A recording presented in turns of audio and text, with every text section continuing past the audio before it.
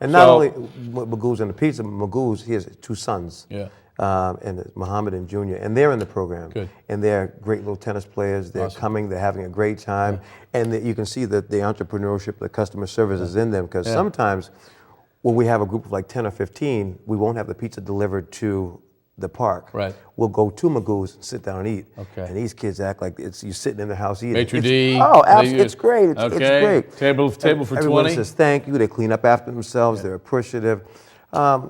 And they polish. They put away some pizzas. Kids can eat pizza. Yeah, kids can eat pizza. So you get the pizza, you get the rackets. What do you? I mean, obviously you're teaching them tennis, but you're teaching more than tennis. What are you hoping to share with these kids? I'm hoping to just show them that there's a world outside of the bricks. Right. You know, most of the kids that I have there are from the bricks. There's some kids that aren't, that are more fortunate, maybe from the east side or other areas, and they come and they take part in the program. And it goes well, but a lot of the kids that are actually in the bricks, that's all they know. Yeah. I mean, we have some kids that are, 10, 11, 12 years old, and they're the man of the house. Yeah. So you got to be real careful with your dynamic in terms of dealing with them, because I'm not going to rush in and try to tell this kid who's 12 years old what to do when he's been basically taking care of his family or trying to or whatever. Yep. We have this one kid, Brian, who I think is great. He's one of the kids that's been with me. They mentioned him in the article, and Brian just turned 15. Yeah. Brian came to me. Is that the yo-yo-yo? Yeah, that's so part of the life lessons. Yeah, he said, he's like, what do they call you, Officer Frank, Officer Williams? Yo, Frank. Yo, It's Frank. like, wait a minute. And you're like, hey, you're not old enough to call me by my first name. name, So expound upon that. What are you telling the kids? I pulled him aside and said, listen, I'm more than happy to do this stuff with you, but respect goes a long way. Right. I'm not coming to you with this yo-yo. Right. You want to do this? You're the tallest kid in my program. Yep. You got the hat, the iPod, the cell phone. Yep. You're cool. You're a good-looking kid. Yep. People like you. The girls are looking at you. The little ones are looking at you. Right.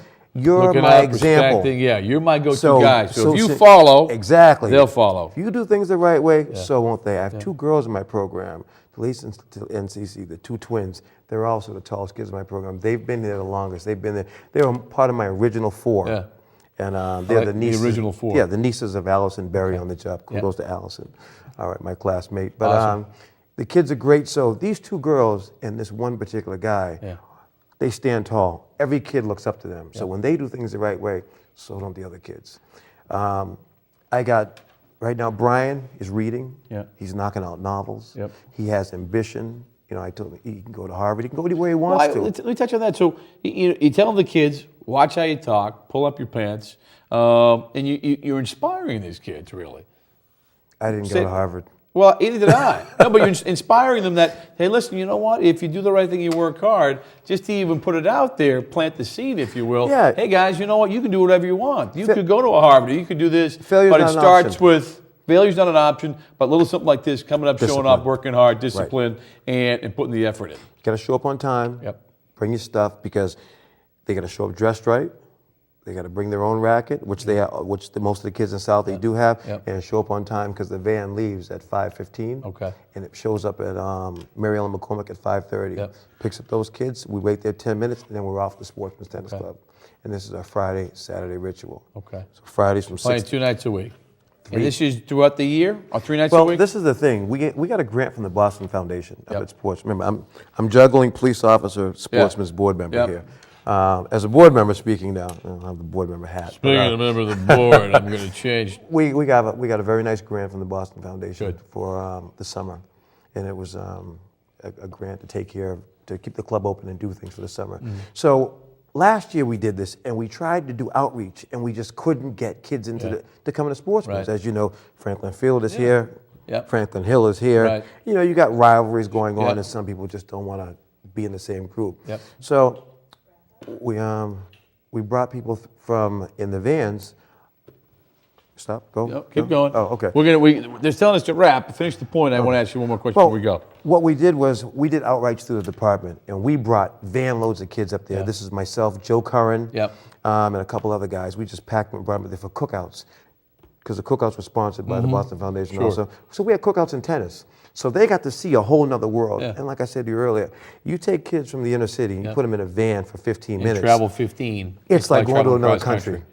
Real quick, I can't believe we're out of time, because you and I could do 2 hours. Kids who want to get involved in this program, We want what more. are they going to do? All they have to do is they can contact the police department. Okay. I think each station knows. Yep. Captain Evans has been great about this. The Commissioner, Superintendent Linsky, my Captain Evans, who's just been, these 4 people have been just so supportive Okay. of everything I've done. So I couldn't have done it without them. All right. Flaherty also. Kevin They Flaherty, can contact sure. the police department, or they can just contact Sportsman's Tennis Club Okay. at 950 Blue Hill Ave. So Sportsman's or area, or try to get hold of you at C6. But Sportsman's will probably be a lot Okay. easier. All right. And they're going to ask about the Boston Police tennis program. Okay. And it's Fridays from 6 to 8 o'clock. Yep. And Saturdays from 5 to 7. And it is free.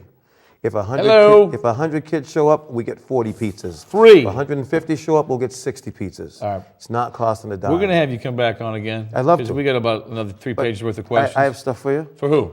For you. No, you didn't have to do that. No, you We have didn't. a Boston All right. Police 2 seconds. Quick tennis shot. hat. No. Hat. See it. Boom. T-shirt. Hold on. Turn it that way. Hello. Oh, that's nice. That is nice. And And a a t-shirt? shirt. Boston Police Absolutely. Tennis Program. Ladies and gentlemen, he's Frank Williams. Thank you very Great much. article in yesterday's Globe. Thank you for Thank coming you. on Call the Cops. All right. We're going to see you again. Thank you. I hope so. I definitely know so. We're going to bring it back on. Folks, thank you so much. Hopefully you enjoyed tonight's show. Again, Officer Frank Williams doing some great stuff, teaching life lessons through the game of tennis. Thanks for watching Call the Cops. Till next time, have a great week, everybody, and we'll see you next time. Good night.